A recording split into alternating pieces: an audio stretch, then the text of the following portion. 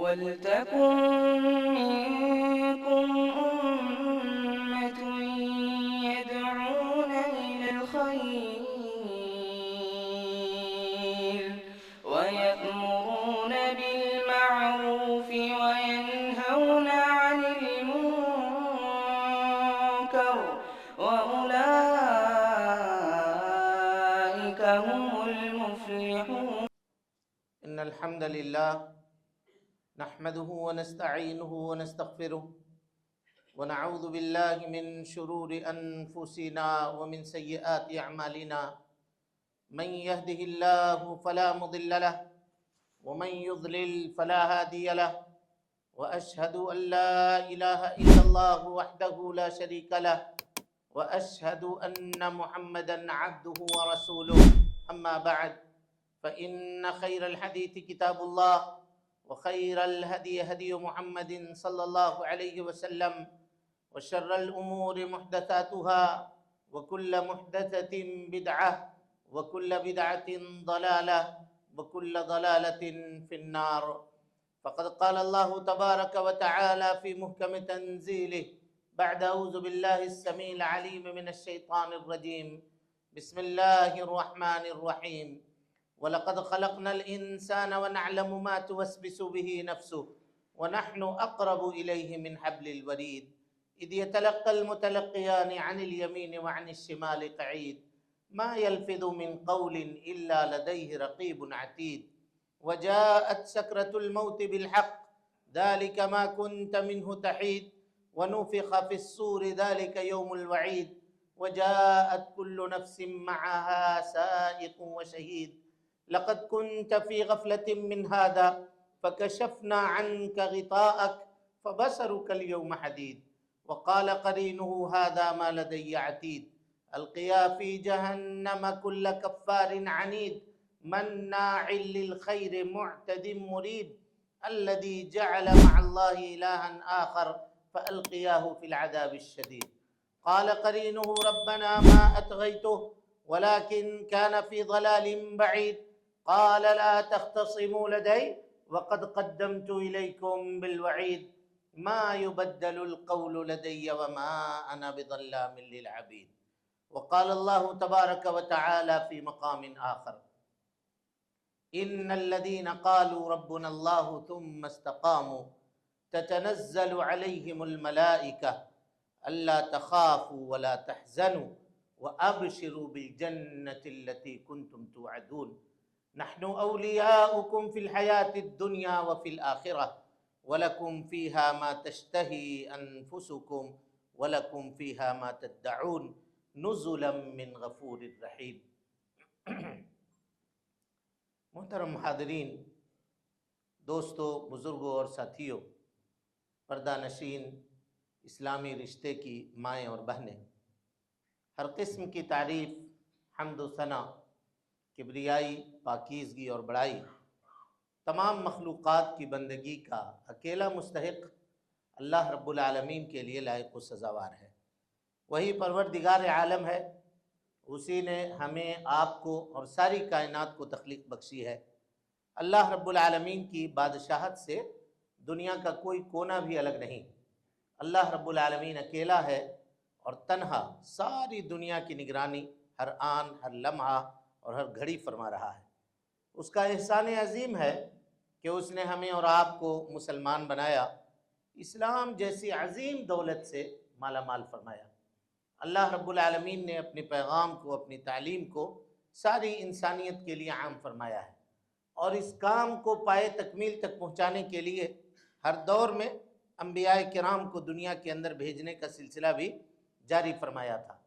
آخری نبی آخری پیغام لے کر، آخری قانون اور آخری شریعت لے کر اس دنیا کے اندر تشریف لائے، اور اس آخری نبی نے جس طرح سے اللہ رب العالمین کے دیے ہوئے آخری پیغام کو پایا تھا، ہو بہو ویسا ہی بغیر کسی کمی اور بیشی کے انسانیت کے سامنے پیش فرما دیا۔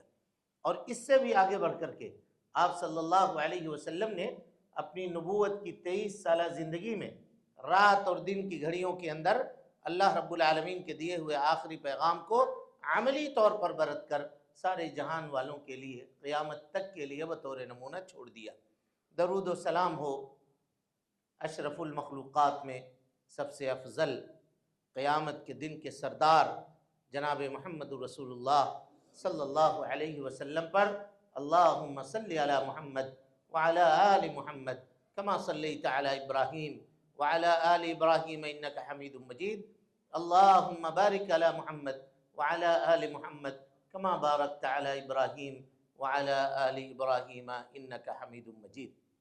محترم حاضرین، دوستو، بزرگوں اور ساتھیوں، اللہ رب العالمین کے فضل اور اس کے توفیق سے ایک عظیم مہینے میں عبادت کر کے ابھی ہم فارغ ہوئے ہیں، اور یہ جملہ پتہ نہیں درست ہوگا یا نہیں، فارغ ہوئے ہیں، کیونکہ مومن کبھی بھی عبادت سے فارغ نہیں ہوتا، ہمیشہ وہ اللہ رب العالمین کی عبادت کے لیے اپنے آپ کو لگا کر کے رکھتا ہے۔ کوئی مہینہ، مہینوں کے اعتبار سے کچھ فضائل اس کو حاصل ہوتے ہیں جس میں وہ زیادہ محنت کرتا ہے، کوشش کرتا ہے، لیکن ایک مومن دنیا کی زندگی میں جب تک زندہ ہے، ہوش و حواس ہے، عقل ثابت ہے، وہ کوشش کرتا رہتا ہے کہ اللہ رب العالمین کی رضامندی کے کام وہ انجام دے۔ وَاعْبُدْ رَبَّكَ حَتَّى يَأْتِيَكَ الْيَقِينُ، اللہ رب العالمین کی عبادت کرتے رہو یہاں تک کہ تم کو موت آ جائے، یعنی موت تک ایک بندہ مومن کوشش میں، تگودوں میں اور اللہ رب العالمین کی رضامندی کے کاموں میں اپنے آپ کو لگاتا ہے۔ فارغ ہونا یہ اصطلاح بالکل درست نہیں ہے۔ اس اعتبار سے ہم کہہ سکتے ہیں کہ ایک محنت کر کے اور مشقت کر کے اور اللہ رب العالمین کے راستے میں صبر کر کے، مصابرت کر کے اللہ تعالیٰ کی عبادت کو اور رب العالمین کی رضامندی کو حاصل کرنے کی جو ہم کوشش کیے تھے، اللہ رب العالمین اب اس مہینے سے ہمیں اللہ تعالیٰ نے باہر نکالا ہے۔ اب ہم ایک ایسے مہینے میں ہیں جہاں وہ عبادتیں جو رمضان المبارک کے اندر تھی ان میں سے کچھ عبادتیں اب نہیں ہیں، یعنی فرض کی حیثیت سے وہ عبادت نہیں ہے۔ مثال کے طور پہ روزہ جو وہاں فرض تھا، اب یہاں فرض روزہ نہیں ہے، نفل روزہ آدمی جتنا چاہے رکھ سکتا ہے۔ اسی طریقے سے اور جو دیگر عبادتیں تھیں وہاں، اس شکل میں اب وہ عبادتیں یہاں موجود نہیں ہیں۔ جیسے تراویح کی نماز جماعت کے ساتھ ہم لوگ پڑھ رہے تھے، تو اب وہ عبادت اس مہینے میں تو نہیں ہے، لیکن تہجد موجود ہے۔ آج بھی آدمی تہجد کی نماز چاہے تو وہ پڑھے، بلکہ اسے چاہیے کہ وہ پڑھنا چاہیے۔ افضل الصلاۃ بعد صلاۃ المفروضہ قیام اللیل، کہا کہ فرض نمازوں کے بعد سب سے بہترین نماز اگر کوئی نماز ہے تو وہ قیام اللیل ہے۔ رات کو اٹھ کر کے آدمی کیا کرے؟ نماز پڑھے، اور یہ صفت اللہ رب العالمین کو بہت پسند ہے۔ جنتیوں کے جو اوصاف اللہ رب العالمین نے بیان فرمائے، ان صفتوں میں سے ایک صفت کہا کانوا قلیلا من اللیل ما یہجعون، رات کو بہت کم سوتے ہیں، وبالاسحار هم یستغفرون، اور صبح سویرے اٹھ کر کے سحری کے وقت میں، اسحار دیکھیے، سحری کے وقت میں جگتے ہیں، بیدار ہوتے ہیں، اور کیا کرتے ہیں؟ کہ یستغفرون، اللہ رب العالمین سے اپنے گناہوں کی معافی مانگتے ہیں۔ کیونکہ آپ سب کو معلوم ہے کہ اللہ رب العالمین جب رات کا 1/3 حصہ باقی ہوتا ہے تو سمائے دنیا کے اوپر نزول فرماتا ہے، نزول حقیقی نزول اللہ رب العالمین جیسے اس کی عظمت کو، اس کی کبریائی کو، اس کی بزرگی کو لائق ہے، اللہ تعالیٰ سمائے دنیا کے اوپر نازل ہوتا ہے، اور پھر کہتا ہے کہ ہے کوئی ضرورت مند، ہے کوئی پکارنے والا، ہے کوئی حاجت مند جو مجھ سے میری حاجت، اپنی حاجت طلب کرے اور میں اس کو عطا کر دوں اور اس کو دے دوں۔ یہ ایک بندہ مومن کی شان ہوتی ہے۔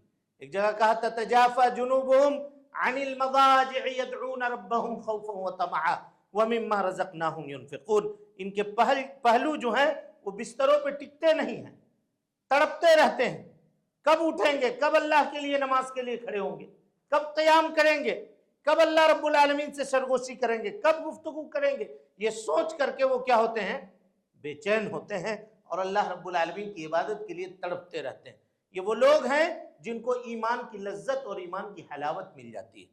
لیکن چند لوگ ایسے بھی ہیں جو صرف موسم کے اعتبار سے اللہ تعالیٰ کو پہچانتے ہیں، وہ موسم ختم، اللہ رب العالمین کی معرفت ختم۔ ایسے لوگوں کے بارے میں اللہ رب العالمین نے قرآن مجید کے اندر ایک مثال دی ہے، ذرا غور کیجئے، کہیں ہم اور آپ تو اس مثال کے اندر نہیں ہیں۔ اللہ تعالیٰ فرماتا ہے، سورۃ النحل کی آیت ہے، وَلَا تَكُونُوا كَالَّتِي نَقَضَتْ غَزْلَهَا مِن بَعْدِ قُوَّةٍ أَنْكَاثًا، کہ اس عورت کی طرح نہ ہو جاؤ جو بہت محنت کرتی ہے بیچاری، خوب محنت کر کے سوت کاٹتی ہے. سوت کاٹنا بہت محنت کا کام ہے. چرخے پہ چڑھا کر کے روئی کو اور سوت اور دھاگا بنانا یہ بڑے جگر کا کام ہے. سب کاٹ کر کے اون کا گولا بنا کر کے کنارے رکھتی ہے اور اس کے بعد اس کو قینچی سے کاٹ کے تباہ و برباد کر دیتی ہے. اپنے محنت کو کیا کرتی ہے؟ وہ ضائع کر دیتی ہے. پاگل عورت. اس کی مثال اللہ رب العالمین نے قرآن مجید کے اندر دی.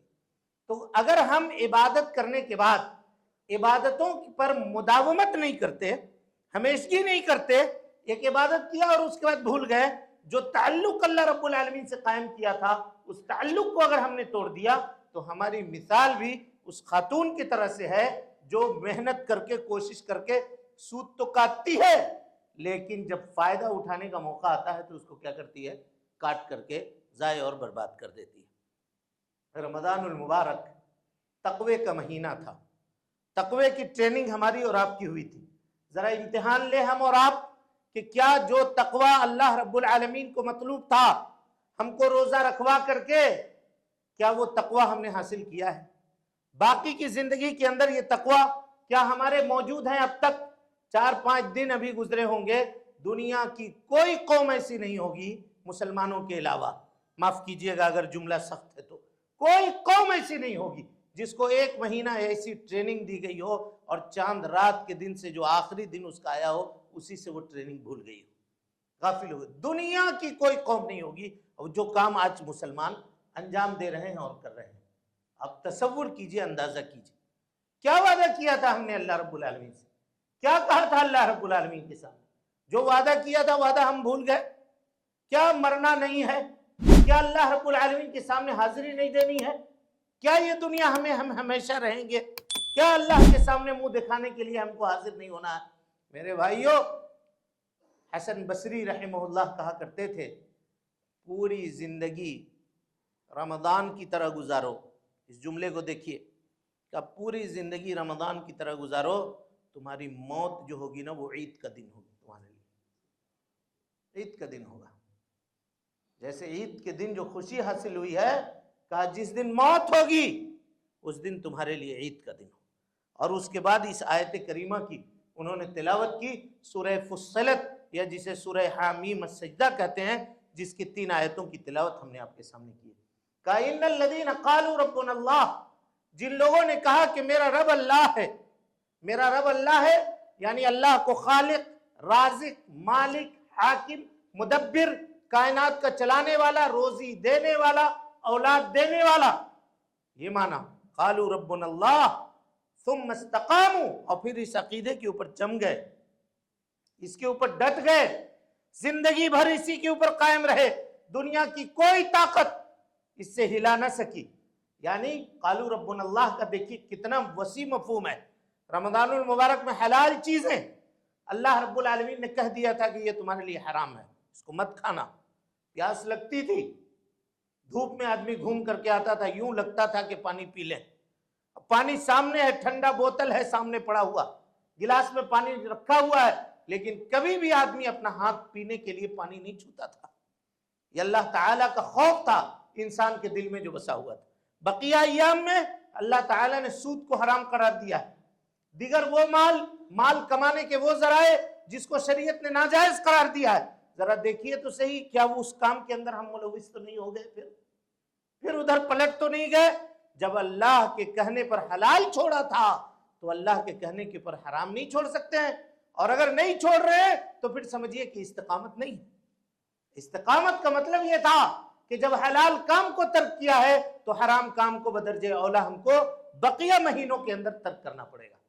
غیبت کرنا، چغلی کرنا اور اسی طریقے سے بے فائدہ کے کام کرنا اگر ہم نے رمضان المبارک میں چھوڑا تھا، اور یقیناً چھوڑا تھا، کہا نبی صلی اللہ علیہ وسلم نے من لم یدع قول الزور، جھوٹ بولنا نہ جو چھوڑے، والعمل به، اور جھوٹی باتوں کے اوپر عمل کرنا نہ چھوڑے، تو اللہ رب العالمین کو کوئی حاجت اور ضرورت نہیں ہے کہ وہ بھوکا رہے.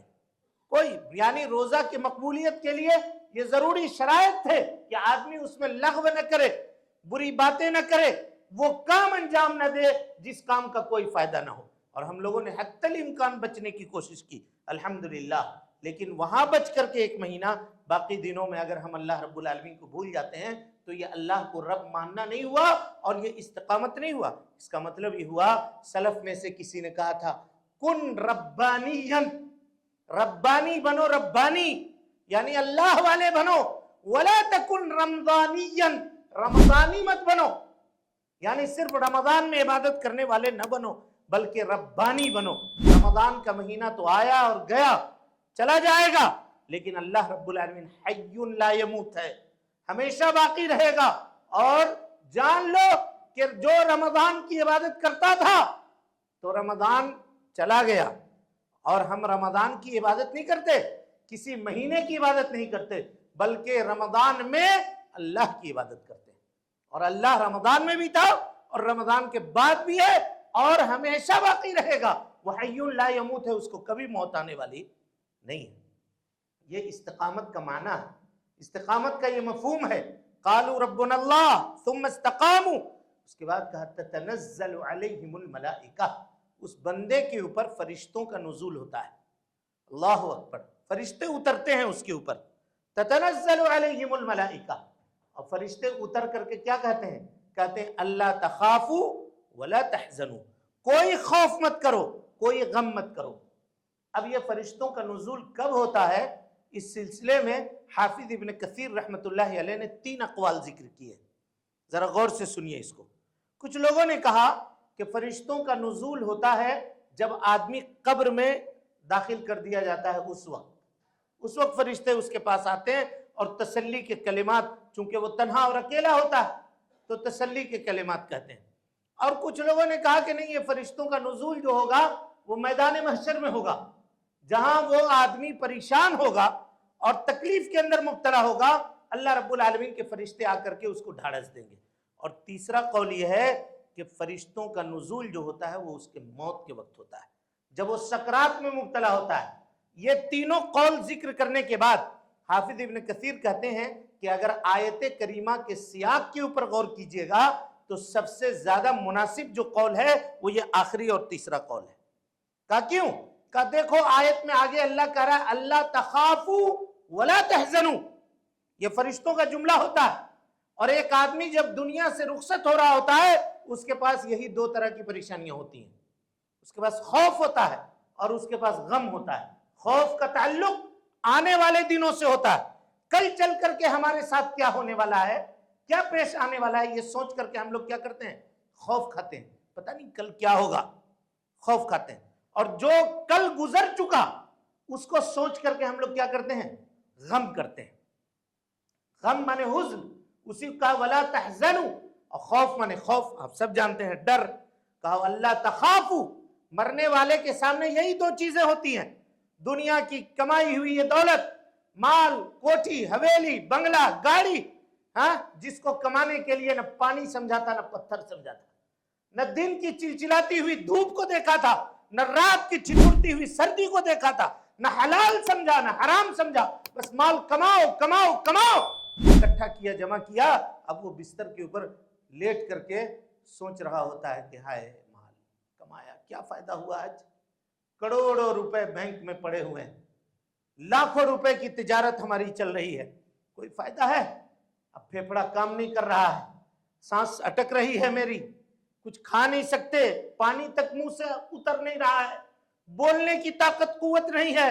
بڑے بڑے ڈاکٹر سامنے کھڑے ہو کر کے ہاتھ اٹھا دے رہے ہیں، خیش و اقارب، رشتہ دار، بیٹے، بال، بچے سرہانے کھڑے ہو کر کے، کوئی پیتانے کھڑے ہو کر کے رو رہا ہے، کچھ نہیں کر سکتا، سب کچھ ہے موجود، مال دولت سب موجود ہے. کہتے ہیں نا لوگ، ڈاکٹروں کے سامنے ہاتھ جوڑتے ہوئے دیکھا ہے ہم نے لوگوں کو، بچا لیجئے ابا کو، دیکھ لیجئے تھوڑی دیر. ایک بھائی رہتا ہے، ایک دن تو روک لیجئے، ایک دن بھائی نکل چکا ہے فلاں جگہ سے، بس پہنچنے والا ہے، اس کی خواہش ہے، اس کی یہ آرزو ہے کہ ابا سے ایک مرتبہ سلام کر لے، روک لیجئے ذرا سا، دیکھ لیجئے. واپس کر سکتا ہے کوئی؟ کروڑوں روپے اس کے پاؤں پہ لا کر کے آپ نچھاور کر دیجئے، نوٹوں سے اس کو تول دیجئے، لیکن اگر اللہ رب العالمین نے وقت مقرر لکھ دیا ہے اذا جاء اجلهم لا يستاخرون ساعة ولا يستقدمون، اللہ تعالیٰ کہتا ہے ایک سیکنڈ نہ آگے ہوگا نہ پیچھے ہوگا، جو ہم نے کہہ دیا جو لکھ دیا بس اسی پہ تم کو دنیا چھوڑ کر کے جانا پڑے گا، کچھ نہیں ہو سکتا ہے۔ اللہ اکبر، سوچئے کیا وہ عالم اور کیا منظر ہوتا ہوگا اس وقت جب ایک آدمی دنیا سے رخصت ہو رہا ہوتا ہو۔ اور یہ تو پریشانی اور غم ہے، اور دوسری چیز اب یہاں سے اللہ اکبر قبر کی منزل شروع ہو رہی ہے۔ یہاں تو کچھ تکلیف ہو رہی تھی تو بیوی کو بلا لیتے تھے، بچوں کو بلا لیتے تھے، اور دوسرے بہویں آ جاتی تھیں، کہاں دقت ہے کہاں پریشانی ہے، تیل لگاؤ، ڈاکٹر کو بلاؤ، علاج کراؤ، دوا پلاؤ، یہاں یہ ساری چیزیں ہوتی تھیں۔ قبر میں کون آئے گا سننے کے لیے؟ تنہا اسی مٹی کے نیچے سونا پڑے گا سب کو۔ وہ منظر وہ اس کے نگاہوں کے سامنے ہوتا ہے، اور فرشتوں کی آمد وہ دیکھ رہا ہوتا ہے۔ اللہ اکبر، فرشتوں کی آواگمن، اس کے گھر کے اندر آنا جانا یہ لگ جاتا ہے، قطاریں باندھ باندھ کر کے، نیک ہے تو نیک فرشتے حد نگاہ تک اس کو فرشتے ہی فرشتے نظر آتے ہیں، اور اگر برا ہے تو ڈراؤنے شکل میں، ڈراؤنے شکل میں، بدبودار شکل میں فرشتے اس کے سامنے آ رہے ہوتے ہیں، جا رہے ہیں۔ اللہ اکبر، وَتَرَى الظَّالِمُونَ فِي غَمَرَاتِ الْمَوْتِ وَالْمَلَائِكَةُ بَاسِطُو أَيْدِيهِمْ أَخْرِجُوا أَنفُسَكُمْ الْيَوْمَ تُجْزَوْنَ عَذَابَ الْهُونِ بِمَا كُنْتُمْ تَقُولُونَ عَلَى اللَّهِ غَيْرَ الْحَقِّ وَكُنْتُمْ عَنْ آيَاتِهِ تَسْتَكْبِرُونَ۔ اللہ اکبر، کہ اللہ کے نبی صلی اللہ علیہ وسلم جب آپ ظالموں کو دیکھیے گا اور فرشتے اس کے سامنے کھڑے ہو کر کے اس کو مار رہے ہوتے ہیں، اخرجوا انفسکم، نکالو اپنی روح کو، الیوم تجزون عذاب الہون، آج تم کو رسوا کیا جانے والا عذاب دیا جانے والا ہے، رسوا کرنے والا عذاب سے تم کو دوچار کیا جائے گا۔ بما کنتم تقولون علی اللہ غیر الحق، اللہ کے اوپر تم غلط باتیں کہتے تھے، وکنتم عن آیاتہ تستکبرون، اللہ کی شریعت سے تکبر کیا کرتے تھے۔ تکبر کا مطلب شریعت کو نہ ماننا، نبی کو نبی مان کر کے نبی کی باتوں کو نہ ماننا، اللہ کو اللہ مان کر کے اللہ کی شریعت کے اوپر عمل نہ کرنا، یہ تکبر ہے۔ کہا تمہاری اس تکبر کی سزا آج تم کو دی جائے گی۔ دنیا میں یہ فرشتے اس کو یہ کہہ رہے ہوتے ہیں، اور اس کے برعکس وہ آدمی جو مستقیم ہوتا ہے، جو اپنی زندگی استقامت میں گزارتا ہے، اللہ کی عبادت میں گزارتا ہے، فرشتے نازل ہوتے ہیں اس کے پاس۔ اللہ اکبر، اور کیا کہتے ہیں؟ کہتے ہیں اللہ تخافوا ولا تحزنوا، کوئی خوف مت کرو، کاہے ڈر رہے ہو، کاہے ڈر رہے ہو، چلو نا، قبر تمہاری حد نگاہ تک کوشادہ کر دیں گے، جنت کی کھڑکیاں کھول دیں گے، جنت کی نعمتیں تم کو قبر میں میسر ہوں گی، اور یہ کوٹھی، یہ بنگلہ، یہ گاڑی، یہ مال، یہ دولت، یہ جو کچھ چھوڑ رہے ہو، اس سے بہتر اللہ نے تمہارے لیے تیار کر رکھا ہے۔ یہ سب کیا ہے جنت کی نعمتوں کے سامنے؟ ہاں، تمہارے لیے تو اچھا ہوا، مصیبتوں کے دن ختم ہوئے، اب ہمیشگی کی زندگی کی طرف چلو۔ موت کو سمجھا ہے غافل اختتام زندگی، ہے یہ شام زندگی صبح دوام زندگی۔ اب اس زندگی کی شام ہو رہی ہے، لیکن ایک زندگی جو ہمیشہ باقی رہنے والی ہے، اس زندگی کی صبح ہو رہی ہے موت سے۔ ہم لوگ سمجھتے ہیں کہ مر گیا، مرنے والا مر گیا، ختم ہو گئی اس کی زندگی، نہیں، زندگی کا ایک مرحلہ اس کا ختم ہوا ہے، اب یہاں سے جو مرحلہ شروع ہوا ہے وہ مرحلہ اب اس میں کبھی اس کو موت آنے والی نہیں ہے، یا تو جنتی ہو تب بھی اور جہنمی ہو تب بھی، اب اس کو کوئی موت آنے والی نہیں ہے۔ سوچیے وہ زندگی ہے۔ تو یہاں فرشتے آ کر کے اس کو یہ بشارت دے دے رہے ہیں، اللہ تخافوا ولا تحزنوا، کوئی خوف مت کرو، کوئی غم مت کرو۔ اور کیا کہتے ہیں دیکھیے، کہ وَأَبْشِرُوا، اور بشارت قبول کرو، بِالْجَنَّةِ الَّتِي كُنْتُمْ تُوعَدُونَ، اس جنت کی جس کا اللہ رب العالمین تم سے وعدہ کیا جاتا ہے، کر رہا تھا یا وعدہ کیا تھا۔ سوچئے تو جس بندے مومن کو موت کے وقت اللہ کے فرشتے آ کر کے یہ کہہ دیں کہ تم کو اللہ تعالیٰ جنت میں دے گا، وہ کتنا خوشی ہوگا، اس کی عید ہوگی کہ نہیں ہوگی موت اس کی؟ ہاں، اسی کو حسن بصری نے کہا ہے، پوری زندگی رمضان بنا کر کے گزار دو، اللہ تعالیٰ جب موت دے گا تو وہ تمہارے لیے عید کا دن ہوگا، عید کا دن ہوگا، اتنی خوشی ہوگی، اتنی خوشی ہوگی، اللہ تعالیٰ فرشتوں سے آ کر کے بشارت جب دے دے گا تو عید سے زیادہ خوشی تمہارے پاس ہوگی، تڑپو گے، چھٹپٹاؤ گے کہ جلدی نکل جائے روح، ہم چلیں اللہ تعالیٰ کی طرف۔ اور آپ کو وہ حدیث معلوم ہے نہیں ہے؟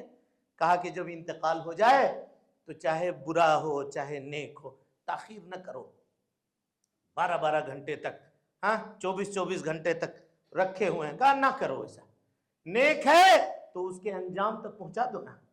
اللہ تعالیٰ نے اس کے لیے جو نعمتیں بنا کر کے رکھی ہیں، تم کاہے اس سے اس کو روکے ہوئے ہو؟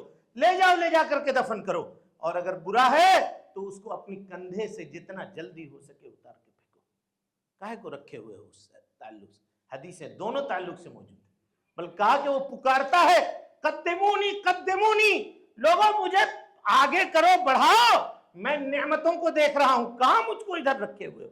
اگر نیک ہے تو، اور اگر بد ہے تو کہتا ہے کہ کہاں لے جا رہے ہو بھائی، مت لے جاؤ، رکھو ہم کو، اپنے ہی کندھے پہ لے جا کے ڈال دو گے وہاں، مت کرو، جو میں دیکھ رہا ہوں وہ بہت تکلیف دہ۔ تو کون سی زندگی ہمیں چاہیے بھائی بتائیے؟ وہ زندگی چاہیے جو موت کے وقت عذاب ہو، یا وہ زندگی چاہیے جو موت کے وقت عید کا دن ہو؟ کون سی زندگی ہمیں پسند ہے؟ کیا ہم چاہتے ہیں؟ اور اگر یہ ہے، بہت آسان ہے، کوئی مشکل نہیں ہے، کوئی مشکل نہیں ہے، بس اللہ تعالیٰ کے حکموں کے اوپر عمل کرنا ہے، اللہ کے نبی جناب محمد رسول اللہ صلی اللہ علیہ وسلم کی سنتوں کے مطابق اپنی زندگی گزار دینی ہے، اللہ تعالیٰ کو راضی کر لینا ہے۔ اللہ رب العالمین بڑھ چڑھ کر کے دینے کے لیے، نوازنے کے لیے، عطا کرنے کے لیے تیار ہے۔ کہا وَأَبْشِرُوا بِالْجَنَّةِ الَّتِي كُنْتُمْ تُوعَدُونَ، اور اس کے بعد فرشتے کہہ رہے ہیں، یہ بشارت فرشتوں کی چل رہی ہے، کہ نَحْنُ أَوْلِيَاؤُكُمْ فِي الْحَيَاةِ الدُّنْيَا، ہم دنیا کی زندگی میں تمہارے دوست تھے۔ کون؟ فرشتے۔ یعنی حافظ ابن کثیر کہتے ہیں کہ ایک آدمی جو نیک ہوتا ہے نا، اللہ تعالیٰ اپنی فرشتوں کے ذریعے سے اس کی حفاظت فرماتا ہے، یعنی جی چاہتا ہے کہ برائی کریں، برائی کی طرف جائیں، جی چاہتا ہے کہ غلط طریقے سے کاروبار کریں، ذرا پیسہ کمائیں، فلاں کما رہا ہے، وہ کما رہا ہے، وہ کما رہا ہے، ہم بھی کمائیں، یہ جی چاہتا ہے۔ لیکن اللہ تعالیٰ فرشتے کو بھیج کر کے اس کے دل میں تسلی کے کلمات کا، نہ دنیا کی زندگی میں کاہے کما رہے ہو، کاہے یہ کام کر رہے ہو، حرام ہے نا، رک جاؤ۔ اس کا ہاتھ پکڑتے تھے فرشتے، اس کو روکتے، لہو معقبات من بین یدیہ ومن خلفہ یحفظونہ من امر اللہ، اللہ اکبر۔ کا فرشتے آتے جاتے رہتے ہیں اور اللہ تعالیٰ کے حکم سے ایک بندے مومن کی حفاظت کرتے ہیں، برائی کی طرف جا رہا ہوتا ہے اس کا ہاتھ پکڑ کے لے آتے ہیں، نہ مت جاؤ، اللہ کو ناراض مت کرو۔ یہ اللہ تعالیٰ حفاظت کرتا ہے۔ کیسے حفاظت کرتا ہے؟ اس کی حفاظت کرتا ہے جو اللہ رب العالمین کے لیے ہو جاتا ہے۔ لیکن ہمارا معاملہ کیا ہے؟ آپ دیکھیے ہماری حفاظت کیوں نہیں ہوتی؟ اس لیے نہیں ہوتی، نتیجہ ہم ابھی آپ کے سامنے بیان کریں گے کہ کیوں نہیں ہوتی ہے اور کیوں ہم واپس ادھر ہی چلے جاتے ہیں، یہ ہم ابھی آپ کے سامنے رکھیں گے۔ لیکن آیت کریمہ کی تشریح سن لیجئے، کہا نحن اولیاؤکم فی الحیات الدنیا۔ پھر اس سلسلے میں اس آیت کی تشریح میں بھی اختلاف ہے، کہا کہ فرشتے یہ بات کب کہیں گے؟ تو کہا اسی وقت کہیں گے، یہ کہیں گے کہ دنیا کی زندگی میں ہم تمہارے ساتھ تھے، اور چلو نا جب قبر میں ہوگے اور تنہائی میں تمہارا جی گھبرائے گا، وہاں ہم ہوں گے تمہارے ساتھ۔ اور آپ کو معلوم ہے جب اللہ تعالی کے بندے کو لے جا کر کے قبر کے اندر ڈالا جاتا ہے تو اس کو فرشتے آ کر کے اٹھا کر کے بٹھاتے ہیں، بٹھایا تو دیکھتا ہے کہ سورج ابھی ڈوبنے والا ہے، عصر کے بعد کا وقت یہ دکھایا جاتا ہے اس کو، تو کہتا ہے کیا سورج ڈوب گیا کیا؟ ہم نے تو عصر ابھی نہیں پڑھی ہے۔ اللہ اکبر، ایک خوبصورت نوجوان اس کے سامنے آتا ہے، خوبصورت نوجوان، کہا کہ تمہارا چہرہ تو دیکھ کر کے ایسا لگتا ہے کہ تم خیر لے کر کے آئے ہو۔ کہا انا عملک الصالح، میں تمہارا نیک عمل ہوں جی، جو دنیا میں تم کیا کرتے تھے۔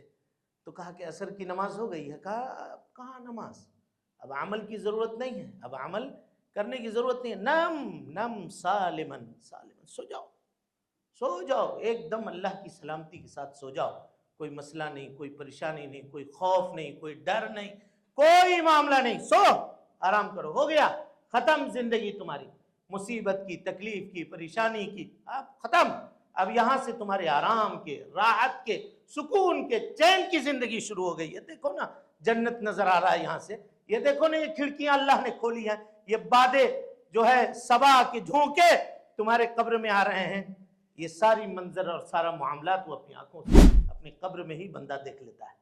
اور اس کے مقابلے میں جو دوسرا ہوتا ہے، بدترین شکل میں فرشتہ اس کے سامنے آتا ہے، کہتا ہے انا عملک الطالح، میں تمہارا برا عمل ہوں، تمہارے کرتوت ہوں، تمہارے ہاتھوں کی کمائی ہوں۔ کہتا ہے بھائی تم کو دیکھ کر کے ڈر لگ رہا ہے۔ کہا ڈر لگ رہا ہے؟ دنیا میں تو بڑی محبت کرتے تھے ہم سے، کہا جاتا تھا کہ اس کام کو چھوڑ دو، اس کام کو چھوڑ دو، تو ادھر ہی بھاگتے تھے۔ جتنا منع کیا جائے، جس کام سے منع کیا جائے اسی کام میں جاتے تھے۔ آج کہاں جا رہے ہو؟ کاہے کو ڈر رہے ہو؟ وہی تو ہوں جو کچھ تم کیا کرتے تھے، تمہارے وہ کرتوت ہوں جن کاموں سے اللہ نے تم کو منع کیا تھا، اور یہ دیکھ رہے ہو جہنم، اسی میں جھونکے جاؤ گے۔ ابھی رکو، ابھی تمہارے چہرے کو جھلسا دینے والی ہوائیں آئیں گی، تم کو عذاب آئے گا، فرشتے آ کر کے تم کو گرزوں کے ذریعے سے، ہیمر اور ہتھوڑیوں کے ذریعے سے تمہارے سر کا بھوسا بنا کے چھوڑ دیں گے۔ دنیا کی زندگی میں تم نے اللہ رب العالمین کے ساتھ بغاوت کی، اس کی شریعت کے ساتھ بغاوت کی، دین کو کھلواڑ سمجھ کے رکھا، جب چاہا عمل کیا، جب چاہا چھوڑ دیا، جب چاہا نمازی بنے، جب چاہا اپنے مرضی سے اپنی زندگی گزارتے رہے۔ تم کیا سمجھتے تھے کہ تمہارے اوپر کوئی قادر نہیں ہے؟ تم یہ سمجھتے تھے کہ تم اللہ کی طرف لوٹا کے نہیں لائے جاؤ گے؟ آج وہ دن ہے کہ تم اللہ کے سامنے آئے ہو۔ اب دیکھو تمہارے ساتھ کیا معاملہ ہوتا ہے، دیکھو تمہاری حالت کیا بنتی ہے۔ اب بتائیے اس وقت آدمی کیا کرے گا؟ کیا حالت ہوگی اس کی؟ کتنا روئے گا، کتنا گڑ گڑائے گا؟ کہ یہی وہ موقع ہوتا ہے، ربنا ابصرنا وسمعنا فرجعنا نعمل صالحا انا موقنون۔ کہتا ہے اللہ دیکھ لیا، میں نے دیکھ لیا، ابصرنا، اللہ سن لیا، دیکھ لیا، لوٹا دینا، دنیا میں بھیج دینا۔ اللہ نعمل صالحا، عمل صالح کریں گے، اچھی زندگی گزاریں گے، نیکی بھری زندگی گزاریں گے۔ اب نہیں، اب نہیں، اب نہیں، اب نہیں۔ لیکن اللہ تو علام الغیوب ہے نا۔ اللہ اکبر۔ اللہ تعالیٰ کیا کہتا ہے دیکھیے، کہتا ہے کہ یہ تو ہو نہیں سکتا کہ ہم تم اس کو لوٹائیں، یہ ہو نہیں سکتا، یہ ہمارے یہاں فیصلہ کیا ہوا ہے۔ لیکن اگر ہم لوٹا بھی دیں اس کو، علام الغیوب دیکھیے بتا رہا ہے، خبر دے رہا ہے کہ اگر ہم لوٹا بھی دیں تو لعادوا لما نہوا عنہ، پھر یہ وہی کرے گا جو دنیا کے اندر کیا کرتا تھا۔ یہ دنیا اتنی رنگین ہے اور اس کی محبت اس کے دل کے اندر ایسی جڑ پکڑی ہوئی ہے کہ وہ نکلنے والی نہیں ہے۔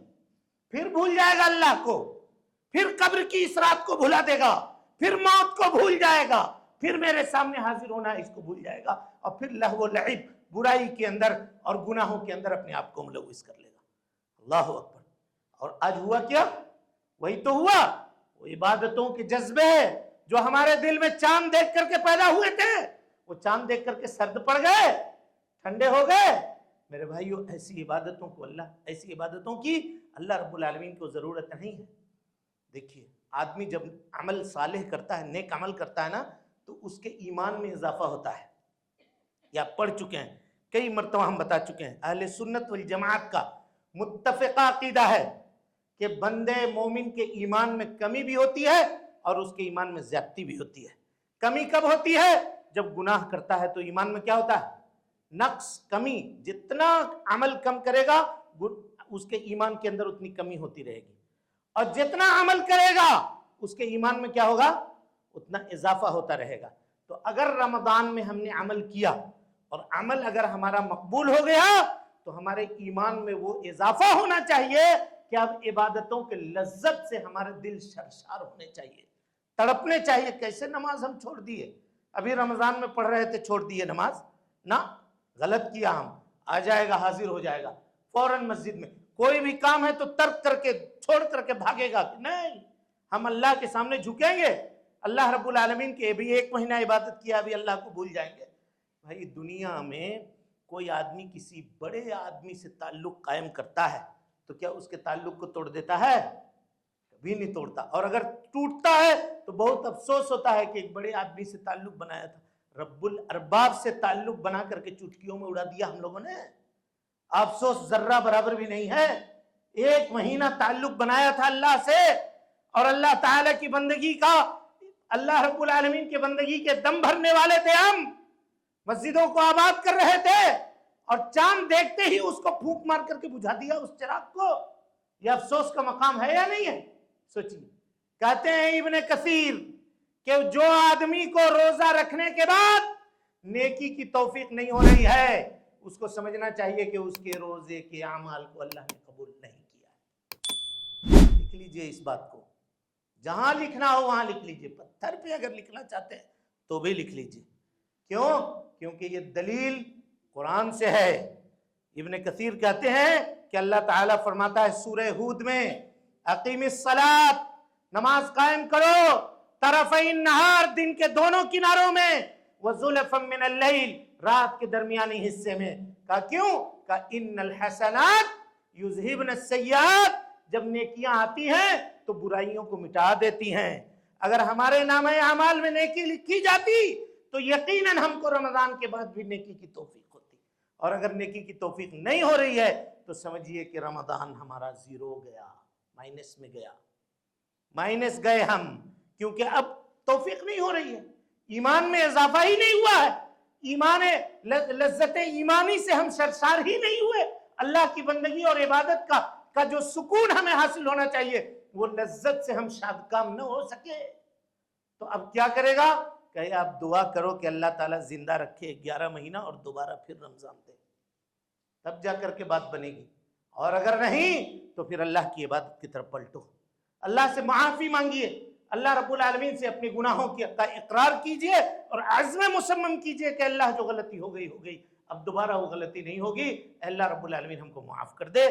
تو یقیناً اللہ رب العالمین کو غفور الرحیم پائیے گا، یقیناً اللہ کو غفور الرحیم پائیے گا. لہذا میرے بھائیو، عمل کر لینا، اسی کو سلف کہتے تھے، عمل کر لینا آسان ہے، اس کو بچانا بہت مشکل ہے.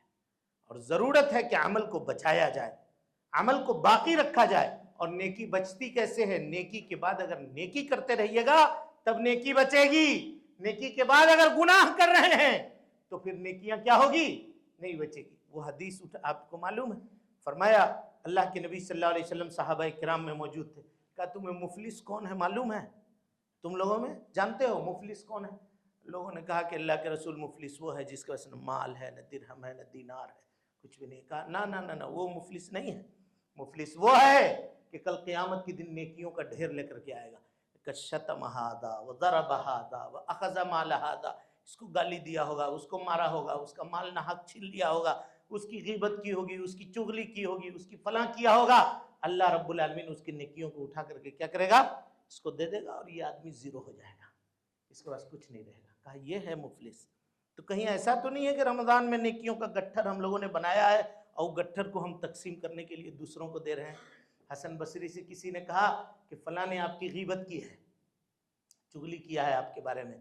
تو دوسرے دن جو بصرہ کا سب سے قیمتی پھل تھا مارکیٹ میں وہ انگور تھا، خریدا انہوں نے 1-8 کلو انگور اور لے جا کر کے دروازے پہ دستک دیا اور کہا کہ یہ لیجئے آپ کو. آپ آئے؟ حسن بصری آئے. کہاں؟ تحفہ لے کر کے. ہاں. کہا تم ہم کو اتنی قیمتی تحفے دے رہے ہو تو ہم تمہیں نہ دیں؟ بولا کیا قیمتی تحفہ؟ کہا تم نیکی دے رہے ہو مجھے، میرے بارے میں فلاں مجلس میں فلاں محفل میں تم نے کہا تھا نا. کہا کہ وہی نیکی، تمہاری نیکی اللہ ہمیں دے رہا ہے تو ہم 1-8 کلو انگور تمہیں نہ دے سکتے ہیں؟ اتنی اچھی چیز تم ہمیں دے رہے ہو، ہم تو اس مقابلے میں بڑی حقیر چیز تم کو دے رہے ہیں. سمجھ رہے ہیں؟ یہ سلف کا معاملہ تھا. انسان کو سوچی کہیں ایسا تو نہیں ہے کہ نیکی ہم کما کے رکھیں اور دوسروں کو تقسیم کر رہے ہیں، دوسروں کو دے رہے ہیں، دوسروں کو بانٹ رہے ہیں. یہ بھی سوچنی چاہیے. تو اس کو کیا ہوگا؟ کچھ بھی حاصل نہیں ہوگا. اور آخری بات کہہ کے بات کو ختم کرتے ہیں. اللہ کے نبی جناب محمد رسول اللہ صلی اللہ علیہ وسلم نے فرمایا ان لی جنت غرفہ. لوگوں جان لو جنت میں غرفے ہیں. غرفے مانے کمرہ ہے، رومز ہیں. کیسے رومز ہے؟ دیکھیے اسپیشل روم ہے یہ. کہ باہر رہنے والا اندر والے کو دیکھے گا. یرا ظاہرها من باطنها وباطنها من ظاہرها. اندر والا باہر والے کو دیکھے گا، باہر والا اندر والے کو دیکھے گا. یعنی شیش محل سمجھ لیجیے، شیشے کا بنایا ہوا جھل جھل چمک رہا ہوگا. ادھر والا ادھر، ادھر والا ادھر کو دیکھے گا. کہا اللہ کے نبی صلی اللہ علیہ وسلم کس کو حاصل ہوگا یہ غرفہ، یہ روم، یہ کمرہ کس کو ملے گا؟ جوڑیے لمن الان الکلام. کہ اس کو ملے گا جو نرم گفتگو کرے، نرم بات کرے. پہلی بات، باتوں کے اندر، گفتگو کے اندر آدمی کیا کرے؟ نرمی پیدا کرے. کہا وَأَطَابَ الْكَلَامِ، اچھی گفتگو کرے، نرم گفتگو کرے. وَأَطْعَمَ الطَّعَامِ، لوگوں کو کھانا کھلائے. اور کہا کہ وَأَكْثَرَ الصِّيَامِ، کثرت سے روزہ رکھے. وَصَلُّوا وَالنَّاسُ نِيَامٌ، اور رات کو اٹھ کر کے نماز ادا کرے اس حال میں کہ لوگ سو رہے ہوں. بس اللہ تعالیٰ کیا کرے گا اس کو؟ یہ نیک، اگر آدمی ایمان کے ساتھ یہ جو نیکیاں انجام دے دے تو اللہ رب العالمین اس کے لیے جو اسپیشل کمرہ اور اسپیشل روم جو بنایا ہوا ہے وہ عطا کرے گا، وہ دے گا۔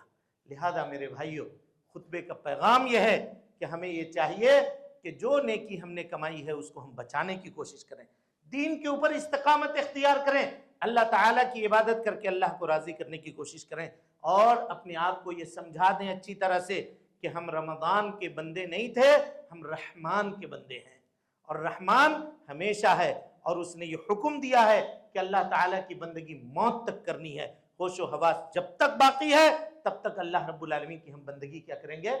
کرتے رہیں گے، اور جو موقع نیکی کا ہم کو ملے گا اس میں ہم اللہ رب العالمین کی نیکی کرنے کی کوشش کریں گے۔ یہی مقصود مومن ہے اور یہی اصلی عبادت ہے۔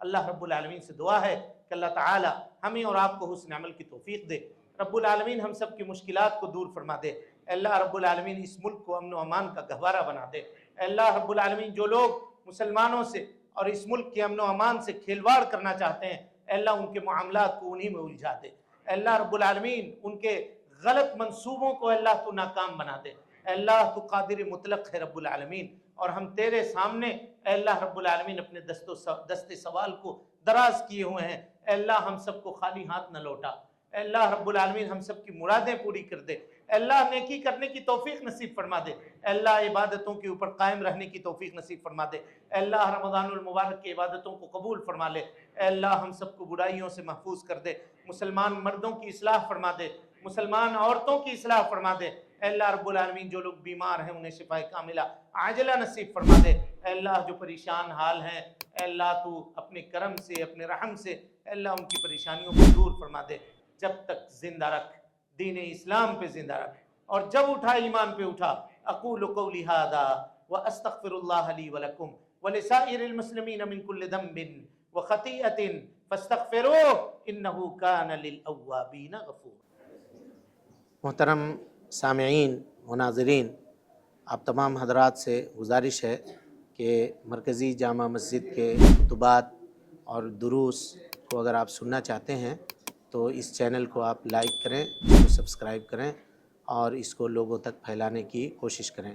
اللہ رب العالمین ہم سب کی نیکیوں کو قبول کرے، وجزاکم اللہ خیرا۔